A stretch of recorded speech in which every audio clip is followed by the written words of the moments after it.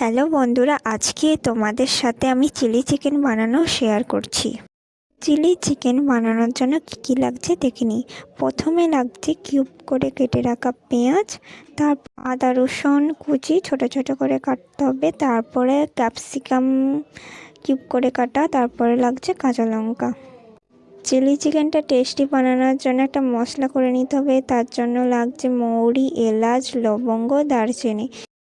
মশলাগুলো কিন্তু ভালো করে পাউডার করে নিতে হবে। তারপরে আমরা নিয়ে নিয়েছি চিকেনেতে দিয়ে দিলাম আদা রসুন বাটা, পরিমাণ মতো নুন, দিয়ে দিলাম গোলমরিচের গুঁড়ো, কাশ্মীরি পাউডার, একটা ডিম ফাটিয়ে দিয়ে দিলাম একটু সয়া সস, তারপরে দিয়ে দিলাম কর্নফ্লাওয়ার, একটু ময়দা, তারপরে এটিকে ভালো করে মাখিয়ে নিতে হবে। পরে একটা বাটিতে দিয়ে দিলাম টমেটো কেচাপ, তারপরে দিয়ে দিলাম একটু সয়া সস, তারপর এতে একটু জল দিয়ে দিলাম, জল দিয়ে ভালো করে মিক্সিং করে নিলাম। একটু দিয়ে দিলাম গোলমরিচের গুঁড়ো, ভালো করে নেড়ে মিক্সিং করে নিতে হবে।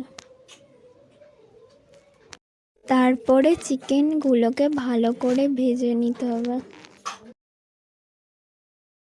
তেলটি ভালো করে গরম করে তারপরে দিয়ে দিলাম একটি শুকনো লঙ্কা, তারপরে দিয়ে দিলাম আদা রসুন কুচি, ভালো করে ভেজে দিয়ে দিলাম পেঁয়াজ কিউব করে কেটে রাখা, তারপরে দিয়ে দিলাম ক্যাপসিকাম, একটু নুন দিয়ে ভালো করে নেড়ে চেড়ে দিয়ে দিলাম কাঁচা লঙ্কা, তারপরে চিকেনগুলো দিয়ে দিলাম ভালো করে ভেজে নিয়ে, তারপরে টমেটো কেচাপের জুসটা দিয়ে দিলাম, তারপরে একটু কর্নফ্লাওয়ার জলে গুলে দিয়ে দিলাম, একটু গোলমরিচ গুঁড়ো দিয়ে দিলাম, তারপরে একটু ফুটিয়ে রেডি হয়ে গেল আমাদের চিলি চিকেনটা কেমন লাগলো অবশ্যই কমেন্ট করে জানাও।